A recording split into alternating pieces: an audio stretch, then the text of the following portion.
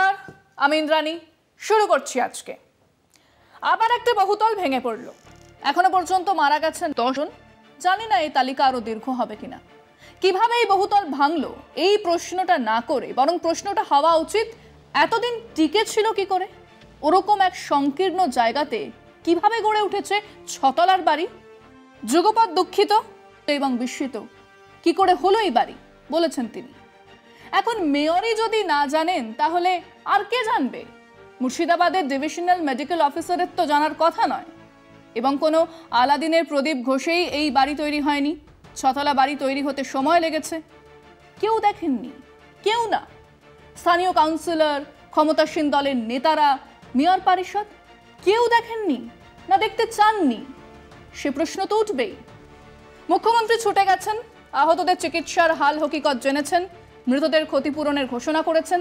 রাজ্যপালও গেছেন, খুব একটা কথা বলেননি, কিন্তু তার তরফেও ক্ষতিপূরণের ঘোষণা হয়েছে। মিডিয়া বহুদিন ধরে শহরের মধ্যে ইস্যু পেয়েছে। সাত সকালে 5-6খানা লাশ, কাজেই সেখানেও তৎপরতা ছিল। রাতের দিকে সেই তৎপরতা আদতে নির্বাচনী খেউর হয়ে উঠল। বিজেপির সজল ঘোষ, তিনি তো পৌরপিতাও, ঘটনাস্থলে গেলেন এবং তাড়া খেলেন, বাজে উদাহরণ হয়ে রইল। এই একই ঘটনা তো কেবল বাংলাতেই ঘটে তা তো নয়, অন্য জায়গাতেও ঘটে। ভোর রাতেই তো আগ্রাতে কাপড় পট্টিতে বিরাট আগুন লেগেছে, বড় রকমের আগুন, ক্ষয়ক্ষতিও বড়। সেখানে অখিলেশ যাদব গিয়ে তাড়া খেলে সেটা কি গণতান্ত্রিক ব্যবস্থার সঙ্গে মানানসই হবে? দিল্লিতে বহুতল ভেঙেছে, মনে আছে মুম্বাইয়ে বহুতল ভাঙার ছবি। বিজেপি মুখ্যমন্ত্রী হিসেবে দেবেন্দ্র ফডনাবিসের আবেদন, এটা দুর্ঘটনা, রাজনীতি করবেন না। মনে তো আছেই বাম আমলে মাঝরাতে কুন্দলিয়ার তৈরি বিশাল আবাসন ধসে পড়া। এসব তো হয়েই থাকে। কেন হয় সেটাই প্রশ্ন, সেটাই বিষয় আজকে। বহুতল ভেঙে পড়ল, গাফিলতি কার? পেছনের আসল কারণটা কি? বহুতল বিপর্যয় আরো স্পষ্ট করে বললে নির্মীয়মান বহুতলের ভেঙে পড়া। কলকাতার কাছে এমন ঘটনা নতুন নয়। গত শতকের 9-এর দশকে যখন রাজ্যে নগরায়নের হাত ধরে বহুতল নির্মাণের হিড়িক শুরু হয়, তখন থেকেই বিতর্ক। আইনকে উপেক্ষা করে কোথাও কোথাও নির্মাণ প্রযুক্তির সঙ্গে আপোষ করে বহুতল তৈরির ধুম পড়ে যায়। স্বাভাবিক নিয়মে রাজনৈতিক শক্তি, প্রমোটার ও প্রশাসনের ত্রজ্জস্পর্শে শহরের যত্রতত্র মাথা তুলতে থাকে বহুতল। শাসকের প্রত্যক্ষ মদতে পুরসভা বস্তুত দর্শকের ভূমিকায়। এভাবেই লাভের নেশায় রাতারাতি মেতে উঠল এক শ্রেণীর প্রমোটার। নির্মাণ সামগ্রী থেকে প্ল্যানিং সব ক্ষেত্রেই আপোষের ফলে যা ভবিতব্য তাই হলো। ভবানীপুরের একটি বহুতল ভেঙে 31 জনের প্রাণহানি ঘটল 1995 সালে, কিন্তু তাতেও হুঁশ ফেরেনি। একের পর এক বাড়ি ভেঙে পড়ার ঘটনা ঘটেছে, যার সর্বশেষ দৃষ্টান্ত গার্ডেন ব্রিজ। সেখানে অপরিসর গলির মধ্যে পুরো আইনকে বুড়ো আঙুল দেখিয়ে নির্মীয়মান বহুতল ভেঙে পড়ে এখনো পর্যন্ত 10 জনের মৃতদেহ মিলেছে ধ্বংসস্তূপের ভেতর থেকে। ওই বাড়িটি বেআইনি জানিয়েছেন মুখ্যমন্ত্রী স্বয়ং। তবে কলকাতা শহরের এমন বেআইনি বাড়ির সংখ্যা অজস্র। পুরসভা ও রাজনৈতিক ক্ষমতাশালীদের সৌজন্যে আইন ভাঙা ব্যক্তিরা ছাড় পেয়ে পেয়ে আরও বেপরোয়া হয়ে উঠেছে। এক্ষেত্রেও তার ব্যতিক্রম ঘটেনি। শাসক কোনো অজুহাতেই তার দায় এড়াতে পারে না। এসব ঘটনা দুর্ঘটনার পরের দিনই খবরের কাগজে কিছু নাম পাওয়া যায়। জানা যায় তাদের কেউ মাছ বিক্রি করতেন, কেউ ট্রেকার চালাতেন, কেউ খালাসি ছিলেন, কেউ বা কেবলই পাড়ার মস্তান। কিন্তু এরাই শাসক দলের ছত্রছায়াতে ঢুকে পড়েছিল কবছর আগে। তারপর মেটিওরিক রাইজ, উল্কার মতো শোঁ করে আকাশে উঠে পড়া। এসব নামগুলো আগে জানা যায় না। এক সন্দেশখালি না হলে আমরা এই জেনেই মরতাম যে শাহজাহান তাজমহল তৈরি করেছিলেন এবং তার সঙ্গে পিঠে খেতেও ভালোবাসতেন। যেখানে যত ঘটনা ঘটেছে সে এ আমলে বা বাম আমলে উঠে এসেছে এরকম কিছু মানুষের নাম, যারা সুযোগ বুঝে বাড়িয়েছে তাদের প্রতিপত্তি, বদলে দিয়েছে অবাধ ভোট লুটের নিশ্চিদ্র ব্যবস্থা, অবৈধ রোজগারের হাজার একটা রাস্তা বার করেছে, বদলে দিয়েছে সংগঠিত বাহিনী যা শাসকের কাজে আসে। এই খিদিরপুরের ক্ষেত্রে তেমন এক নাম হলো মোহাম্মদ ওয়াসিম। একটু খোঁজ নিয়ে দেখুন, ইনি এলাকাতে শাসক ঘনিষ্ঠ হিসেবেই পুলিশ থেকে ছোট, মেজো, সেজো আর বড় নেতাদের কোলে পিঠেই বড় হয়েছেন। তিনি উধাও হবেন, কিছুদিন পরে ধরা পড়বেন, আইনের ফাঁক গলে বেরিয়ে আসবেন, তারপর চুপ করে বসে থাকবেন। আবার অন্য আরেকজনের জন্ম হবে। ওই এলাকার কাউন্সিলর শামস ইকবাল, তিনি 5 কোটি টাকার অ্যাস্টন মার্টিন গাড়ি চড়ে পুরসভার বৈঠকে যোগ দিতে গিয়েছিলেন। উনিও কিছুই জানেন না, এখন দেব শিশু।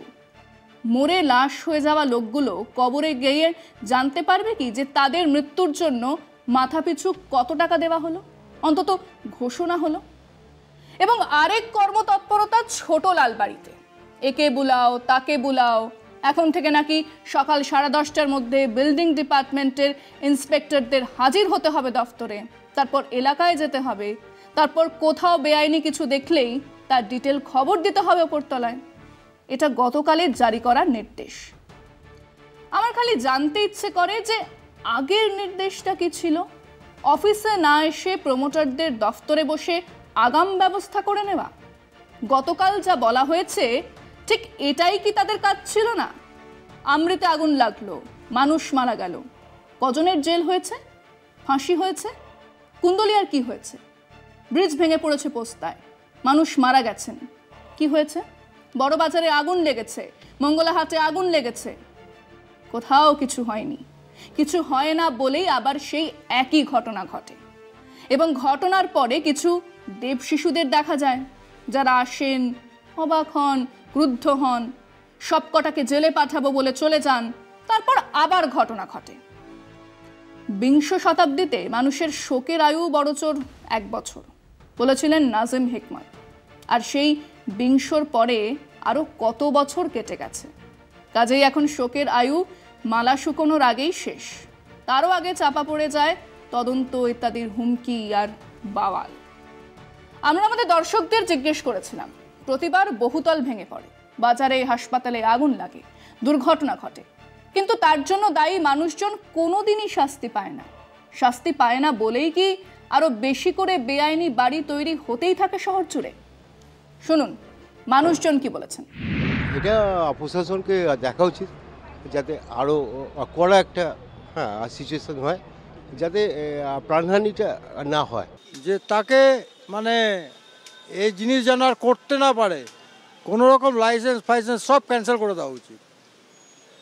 প্রমোটিংয়ের যে জিনিসগুলো সব ক্যান্সেল করে দেওয়া উচিত। প্রশাসন কিছু ব্যবস্থা নিচ্ছে না কেন? আমাদের মুখ্যমন্ত্রী এর জন্য দায়ী। আমি বলবো প্রশাসনকে আরও কড়া হতে হবে। প্রশাসন তো মুখ্যমন্ত্রীর কাছে কাঠপুতুল। চোখের সামনে তো 5তলা বিল্ডিংটা উঠলো, আশেপাশের লোকও দেখলো না, সরকারও দেখলো, কেউ দেখলো না, উঠে গেল, ভেঙে পড়লো, তখন সব দৌড়লো। এটা একদিনের নয় যে একটা স্ট্রাকচার এনে দাঁড় করিয়ে দিয়েছে, কালকে ভেঙে পড়েছে। তাহলে এর এগেনস্টে বলার কিছু নেই। যে প্রমোটার বিল্ডিং করছে বলছে এক করছে এক, এর জন্য কাউন্সিলর দায়ী আর সরকার দায়ী। যদি শাস্তি হতো উপযুক্ত, তাহলে কি আর সাহস পেত এই ধরনের কাজ করার জন্যে? যে উপযুক্ত শাস্তি কোনো ক্ষেত্রেই হচ্ছে না বলে আজকে এই ধরনের অবস্থা হচ্ছে। আমার মনে হয় তো কোনো জনস্বার্থের মামলা, পাবলিক ইন্টারেস্ট লিটিগেশনের মামলা করে যে ইলিগাল কনস্ট্রাকশনগুলো সবার ভেঙে দেওয়া উচিত, পরিষ্কার করে দেওয়া উচিত। সেটা অবশ্যই কঠোর হওয়া উচিত। অবশ্যই এটা করা হাতে প্রশাসন যদি ব্যবস্থা নিত, তাহলে এটা প্রশাসনকে ভালো করে দেখতে হবে। আর ঘটনা তো প্রথম নয়, সেই প্রদীপ কুন্দলিয়া থেকে দেখে দেখে আসছি। এটা চলতে থাকবে, চলবে, এর কোনো শেষ নেই। যেই আসুক, যে গভর্নমেন্ট আসুক না কেন, ওরা ওদের বিজনেসটা বুঝে নেবে, আর ওরা ওই ধরনের অপরাধ করতেই থাকবে, কোনো কিছু হবে না। প্রশাসন যদি স্টেপ না হয়, রাজনৈতিক দলের নেতাদের হুকুমে চলছে, তো তাদের নিরপেক্ষ কাজ করছে না, তাই জন্য তারা এই চলছে এইভাবে। ইনলিগাল কাজ হলে তো করবেই, এটা সাধারণ ব্যাপার। যা ঘটছে চারিদিকে হচ্ছে, এই ঘটনা একটা দুটো না, বহু ঘটছে।